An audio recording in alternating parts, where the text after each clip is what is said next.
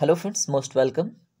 आज के सेशन में हम बात करेंगे आंसर राइटिंग प्रैक्टिस के ऊपर। ठीक है, देखिए जब हम स्टार्ट करते हैं आंसर राइटिंग तो इनिशियल स्टेज में हमें बहुत सारे प्रॉब्लम्स आते हैं। ठीक है, तो ये वीडियो उन विद्यार्थियों के लिए है, ठीक है, जिन्होंने अभी लिखना स्टार्ट किया है और उन्हें प्रॉब्लम आ रही है, वो लिख नहीं पाते हैं। ठीक है, और वो क्या लिखें, किस प्रकार का इंट्रोडक्शन रखें, कैसा आप बॉडी रखें, सजेस्टिंग पॉइंट है तो उसमें क्या सुझाव दें, और फिर कंक्लूजन में क्या लिखें। ठीक है, तो किस प्रकार से फ्रेम करना है आंसर को, इससे रिलेटेड प्रॉब्लम आती है जब हम इनिशियल स्टेज में होते हैं आंसर राइटिंग की। ठीक है, तो ये वीडियो आपको हेल्प करेंगी और ये यूपीएससी, यूपीपीएससी सभी हिंदी माध्यम के स्टूडेंटों के लिए विशेषकर है। बाकी अगर माध्यम अलग है तो भी आप एक स्ट्रक्चर ले सकते हैं। ठीक है, तो चलिए देखते हैं किस प्रकार से हम अपनी आंसर राइटिंग स्किल को बिल्ड कर सकते हैं। ठीक है, जस्ट वेट। तो चलिए नेक्स्ट पेज पे चलते हैं और देखते हैं एक क्वेश्चन। ठीक है, तो आपके सामने एक क्वेश्चन दिख रहा है, भारत में जनसंख्या के असमान वितरण के लिए उत्तरदायी कारकों की विवेचना कीजिए। ठीक है, इसको 200 वर्ड्स में लिखना है। अब देखिए आपके सामने क्वेश्चन आ गया, अब तुरंत क्या करना है, थोड़ा समय रुकना है, ब्रेन स्टॉर्मिंग करनी है कि आपके दिमाग में उससे रिलेटेड कौन कौन से पॉइंट्स आ रहे हैं। ठीक है, यानी कि जनसंख्या के असमान वितरण के लिए जो उत्तरदायी कारक हैं, देखिए एक जियोग्राफी का क्वेश्चन है। ठीक है, तो फिर इसे आप को रिलेट कर पाएंगे। ठीक है, तो क्वेश्चन भले ही जियोग्राफी का है लेकिन हम आपको एक एस्पेक्ट देंगे अदर क्वेश्चंस के लिए भी, अदर सब्जेक्ट के लिए। पहले आप इसे समझिए। ठीक है, तो भारत में जनसंख्या के असमान वितरण के लिए जो उत्तरदायी कारक हैं, तो सबसे पहले आप इंट्रोडक्शन पे सोचोगे, है ना, कि इसका इंट्रोडक्शन क्या होना चाहिए। अगर यहाँ पे असमान वितरण की बात की जा रही है जनसंख्या का, तो फिर उसके पीछे जो कारण है ना, उसको एक समराइज वे में एक इंट्रोडक्शन में आपको प्रेजेंट करना होगा। जैसा मैंने यहाँ पे एक इंट्रोडक्शन लिखा है उसे एक बारी पढ़िए आप।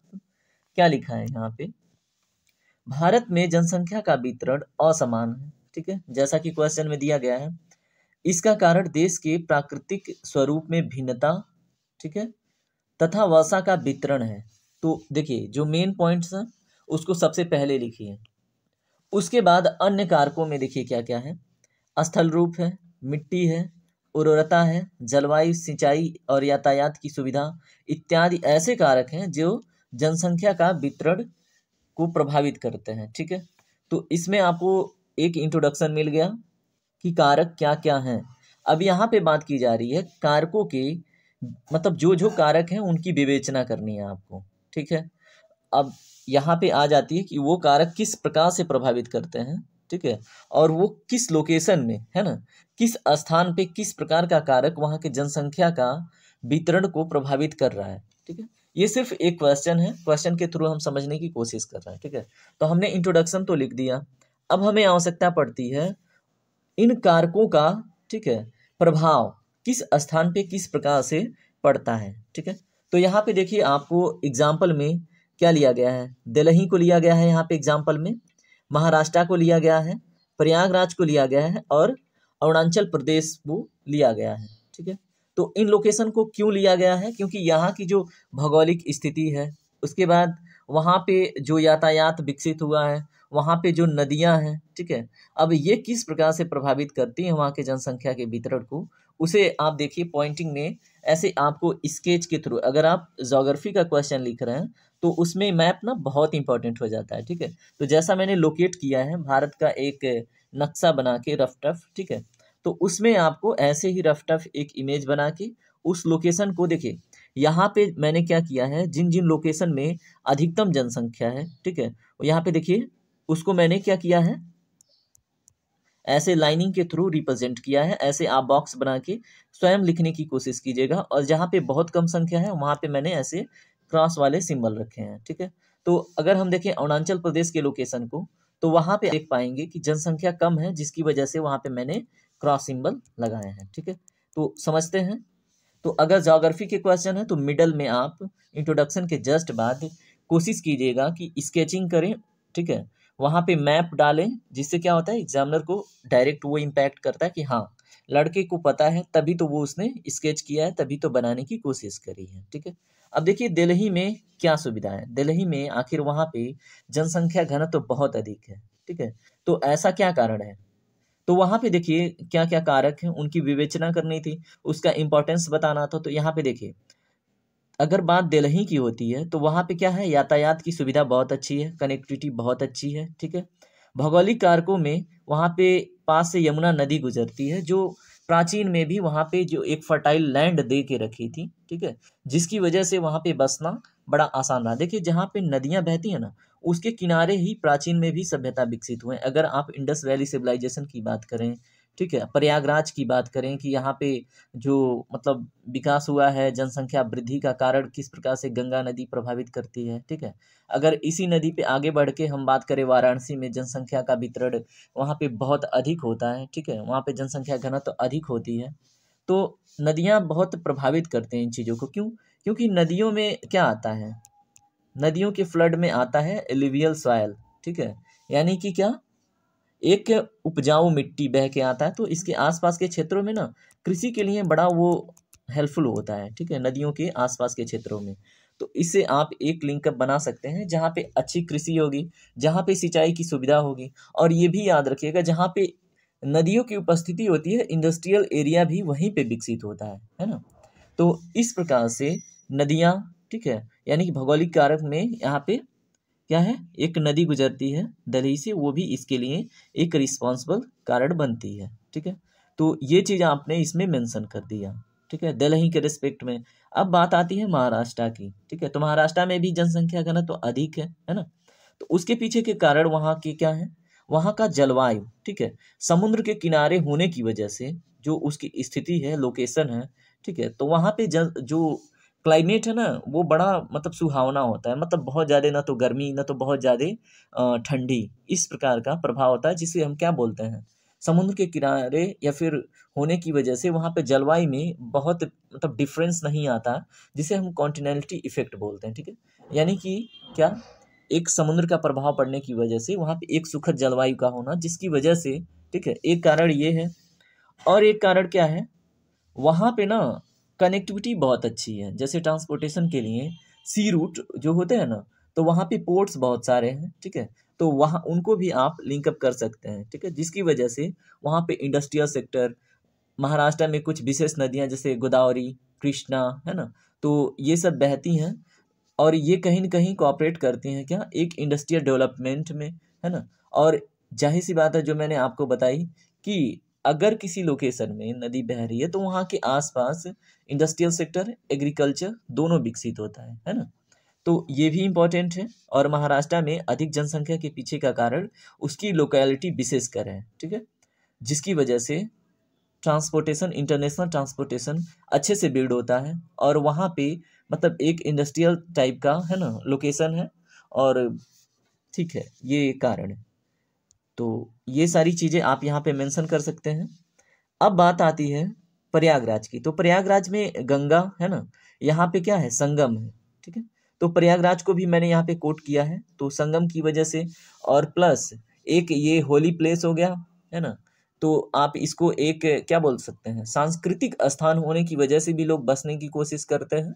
एक इम्पॉर्टेंट बात क्या है प्रयागराज की, कि यहाँ पे जब नदी गुजरती है, तो आसपास में जो मृदा होती है ना नदी के आसपास क्षेत्र में, तो बहुत उपजाऊ होती है, जिसकी वजह से प्राचीन से यहाँ पे लोग बसते आ रहे हैं। ठीक है, तो ये सारे फैक्टर रिस्पॉन्सिबल होते हैं। अब बात आती है अरुणाचल प्रदेश की। ठीक है, तो यहाँ पे मैंने अरुणाचल प्रदेश को भी कोट किया है। तो यहाँ पे देखिए, यहाँ पे सिर्फ आप एक आंसर के थ्रू ये समझने की कोशिश कर रहे हैं कि किस प्रकार से एक बढ़िया आंसर लिखें। ठीक है, तो कोई भी क्वेश्चन आए, ठीक है, तो इसी प्रकार से आपको, अगर ज्योग्राफी का है तो इसी प्रकार से लिखने हैं। अदर क्वेश्चन में भी अभी मैं बताता हूँ, पहले इस क्वेश्चन को समझ लेते हैं। ठीक है, अब अरुणाचल प्रदेश की बात आती है, तो यहाँ पे क्या है, अगर लोकेशन माउंटेनियस है ना, माउंटेन अगर वहाँ पे अधिक है ना, तो वहाँ पे एग्रीकल्चर सही से डेवलप नहीं हो पाएगा। ठीक है, अगर किसी लोकेशन पे जो क्लाइमेट है, ठीक है, जो जलवायु है वो बहुत एक्सट्रीम है, यानी कि बहुत अधिक बारिश होती है या फिर बारिश होती ही नहीं है, ठीक है। तो ऐसे भी लोकेशन पे लोग रहना पसंद नहीं करते, ठीक है, जिसकी वजह से वहाँ पे जनसंख्या का वितरण बहुत कम होता है, ठीक है, वहाँ पे जनसंख्या घनत्व तो बहुत कम होता है। तो अरुणाचल प्रदेश और नॉर्थ ईस्टर्न स्टेट में भी बहुत सारे ऐसे स्टेट हैं जहाँ पे ऐसी स्थिति है, ठीक है। तो आप याद रखिएगा कि जो विसंगत उच्चावच है उसकी वजह से भी, है ना, तो यहाँ पे जनसंख्या कम निवास करती है, ठीक है।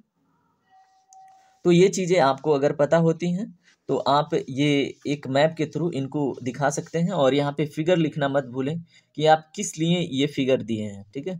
तो भौगोलिक एवं मानव विकसित सुविधाओं के आधार पर यहाँ पे जनसंख्या का जो वितरण आपने कुछ एग्जाम्पल के थ्रू दिखाया है, इससे आपको बुलेटिन पॉइंट में आंसर जो मार्क्स है वो मिलते हैं, ठीक है।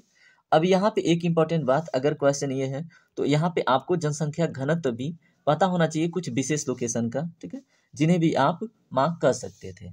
अब देखिए इतना लिखने के बाद आप क्या करोगे, इसमें थोड़ा सा और बताने की कोशिश करोगे, क्योंकि आपको 200 वर्ड में लिखना है। तो यहाँ पे अब थोड़ी सी विशेषता ये बताने की कोशिश कीजिए, ठीक है, कि ठीक है, उच्चावच मृदा क्या क्या लोकेशन है जो अधिक पॉपुलेशन को आकर्षित करते हैं, है ना, अधिक जनसंख्या को आकर्षित करते हैं, क्या क्या कारक हैं, क्या क्या कारक हैं जो वहाँ पे जनसंख्या के निम्न वितरण के लिए जिम्मेदार होते हैं, ठीक है। तो आप देखिए उत्तरी मैदानों जो उत्तरी मैदान है, नर्दन जो गंगेटिक प्लेन है, उनके विषय में बात हो रही है, ठीक है, और समुद्र तटीय प्रदेश जो हैं वो, और समतल भूमि जो हैं, उपजाऊ मिट्टी, सिंचाई, यातायात की सुविधा के कारण वहाँ पे अधिक जनसंख्या निवास करती है, ठीक है। अगर बात करें पर्वतीय क्षेत्रों में, पठारी क्षेत्रों में, है ना, और मरुस्थलीय क्षेत्रों में, तो वहाँ पे सुविधाओं के अभाव के कारण वहाँ पे जनसंख्या कम होती है, ठीक है। तो ये इसमें बताने की कोशिश की गई है, और इसमें भी एग्जाम्पल के थ्रू, है ना, डायरेक्ट एग्जाम्पल के थ्रू दिखाया गया है, ठीक है।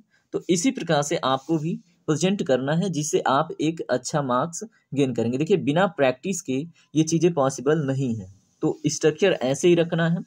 अब देखिए आपका बॉडी वाला हिस्सा कंप्लीट होता है कहीं ना कहीं। अब देखिए यहाँ उत्तर पूर्व भारत में पश्चिम की ओर, देखिए यहाँ पे एक चीज आपको प्रमाणिकता में दिखाना पड़ेगा कि हाँ यहाँ पे इसकी वजह से कुछ तो हो रहा है, यानी कि प्रमाणिकता में कुछ पॉइंट्स, जैसे अभी मैंने बोला कि जो पॉपुलेशन डेंसिटी है, ठीक है, पॉपुलेशन डेंसिटी को ऐड कर दिया आपने, एक प्रमाण ये हो गया। अगर आप इसमें दिखाना चाहते हैं कि पूर्व से पश्चिम की ओर अगर हम बढ़ते हैं तो जनसंख्या का घनत्व क्या होता है, घटता जाता है कुछ विशेष लोकेशन को छोड़ के, ठीक है। क्यों? क्योंकि जो वहाँ का स्थलाकृत है, जो वहाँ पे क्लाइमेट में जो बारिश की अवेलेबिलिटी है ना, जहाँ पे बारिश होगा नहीं वहाँ पे खेती लोग कर पाना मुश्किल होगा, तो वहाँ पे बसना कम पसंद करते हैं, है ना। लेकिन जहाँ पे देखिए अब पूरब से पश्चिम की ओर तो हमने लिख दिया, लेकिन अगर आप पूरब से पश्चिम की ओर बढ़ते हैं तो आपके रास्ते में दिल्ली भी आता है, प्रयागराज भी आता है, ठीक है। और इधर कुछ विशेष लोकेशन को छोड़ के, क्योंकि कुछ विशेष लोकेशन में कुछ विशेष परिस्थितियां होने के कारण भी वहाँ पे पॉपुलेशन अधिक हो जाता है, ठीक है। तो ये भी आप याद रखिएगा। सामान्यतः पूरब से पश्चिम की ओर बढ़ते हैं तो जनसंख्या घनत्व थोड़ा कम होता है। अगर आप नॉर्थ ईस्टर्न स्टेट की ओर बढ़ते हैं तो भी जनसंख्या घनत्व कम होता है। क्यों? क्योंकि उधर ना जो क्लाइमेट है वो बहुत एक्सट्रीम है, उच्चावच है बहुत, वो क्या करता है, असुविधा क्रिएट करता है खेती बाड़ी और ट्रांसपोर्टेशन में। तो अब यहाँ से देखिए, अगर आप यहाँ पूरब से पश्चिम की ओर बढ़ रहे हैं तो आप वेस्ट बंगाल से कंसीडर कीजिए, ठीक है, न कि आप अरुणाचल प्रदेश से। तो एक चीज़ आपको क्लियर होती है, ठीक है। तो इतना लिखने के बाद आपका बॉडी वाला हिस्सा खत्म, स्ट्रक्चर जो इंट्रोडक्शन था वो भी खत्म, है ना। अब आपको यहाँ पे बात आती है कि इसका कंक्लूजन क्या होगा। तो कंक्लूजन में आपने जितना कुछ लिखा है ना ऊपर, जितना कुछ बताने की कोशिश की है, अब उसको ना एक प्रामाणिकता के साथ, ठीक है, एक ठोस पॉइंट के साथ उसे प्रिसाइज करते हैं, ठीक है। तो जैसे मैंने यहाँ पे देखिए क्या लिखा है, जनसंख्या के असमान वितरण के लिए जिम्मेदार कारक जो हमने बात करी थी, स्थल रूप, मिट्टी की उर्वरता, जलवायु तथा यातायात की सुविधा, ठीक है। जहाँ उत्तर भारत में क्या करते हैं, अधिक जनसंख्या के लिए उत्तरदायी हैं, वहीं पर्वतीय क्षेत्र अरुणाचल प्रदेश एवं अन्य उत्तर पूर्वी क्षेत्रों में क्या है, कम जनसंख्या निवास करती है, ठीक है।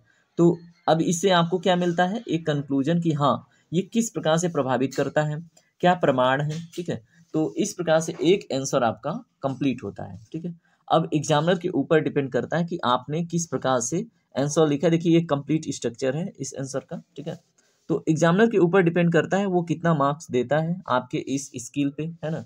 और ये जो आपने जो भी कंप्लीट किया है, क्वेश्चन लिखा है, ठीक है, आप अगर 200 वर्ड्स का है तो कोशिश कीजिएगा कि 200 वर्ड्स के विद इन ही कंप्लीट हो, ठीक है, यानी कि 150, है ना, 170 इतने में लिखने की कोशिश कीजिएगा, क्योंकि जितना उसको चाहिए अगर उसको मिल गया एग्जामिनर को तो वो आपको मार्क्स दे के आगे बढ़ जाता है, ठीक है। तो इस प्रकार से आप लिख सकते हैं एक बेटर आंसर, ठीक है। और इसमें सबसे इम्पोर्टेंट देखिए, हमने बात करी थी कि हम अदर आंसर के ऊपर भी बात करेंगे। एक ये जियोग्राफी का स्टैटिक पोर्शन से रिलेटेड क्वेश्चन था। अगर कोई डायनेमिक सेक्शन होता है तो उसमें अगर मान लीजिए कोई भी क्वेश्चन पॉलिटी से है, इकोनॉमिक्स से है ना, तो अगर कोई डायनेमिक नेचर का क्वेश्चन होता है तो उसमें आप कोई लाइव एग्जांपल ऐड करोगे, जैसे कोई रिपोर्ट हुआ, है ना, उससे रिलेटेड, उस टॉपिक से रिलेटेड कोई रिपोर्ट हुआ, उसे आप ऐड करने की कोशिश कीजिए। क्लाइमेट से रिलेटेड कोई डायनेमिक सेक्शन है इन्वायरमेंट का, तो कहीं कोई समिट हुआ है उस विषय पे, है ना, या फिर कोई होता है ना, कोई ऑर्गेनाइजेशन उससे रिलेटेड रिपोर्ट जारी की है, तो बॉडी में उन पॉइंट्स को ऐड करता है। क्यों? क्योंकि वो हमें बताता है, ठीक है, वो एग्जामिनर को हमारी तरफ से एक इंडिकेशन देता है कि हाँ लड़का जो है वो जागरूक है, ठीक है, जिससे नंबर अधिक मिलने की पॉसिबिलिटी होती है। तो इस प्रकार से एक आप आंसर फ्रेमिंग कर सकते हैं, स्टार्ट कर सकते हैं। और सबसे इम्पोर्टेंट बात कि आप अगर बिगनर हैं तो सबसे ज़रूरी होता है कि आप लिखें क्या। आप बैठते हैं लिखने, क्वेश्चन होता है सामने लेकिन दिमाग में कुछ नहीं आता, ठीक है। तो अगर आपके दिमाग में कुछ भी नहीं आता तो आप एक काम कीजिए, गूगल पे जाइए, ठीक है, वहाँ पे आपको कुछ मॉडल आंसर मिल जाएंगे। जैसे आप बचपन में क्या करते थे कि ठीक है नकल लिखते थे, क्या लिखते थे? नकल। उसी प्रकार से उन क्वेश्चन को लिखने की कोशिश कीजिए, देख के लिखिए। शुरू में अगर आपसे नहीं बन रहा है तो देख के लिखिए, ठीक है। अब इसी प्रकार से धीरे धीरे एक हैबिट बिल्ड होगी कि स्ट्रक्चर क्या है ना, किसी भी क्वेश्चन के आंसर का स्ट्रक्चर क्या है वो धीरे धीरे बिल्ड होगा, ठीक है, जिससे आप 1 महीने के बाद अच्छा आंसर लिख पाएंगे, ठीक है। और अगर आप प्रैक्टिस बीच में छोड़ दिए तो नील बटे सन्नाटा, कुछ भी नहीं मिलेगा, ठीक है। तो इस प्रकार से आप अपने लेखन शैली को विकसित कर सकते हैं। थैंक यू दोस्तों। और देखिए फीडबैक दीजिएगा किस प्रकार से आप सेटिस्फाई हैं इस वीडियो लेक्चर से, ठीक है। चलिए धन्यवाद, टेक केयर, बाय बाय।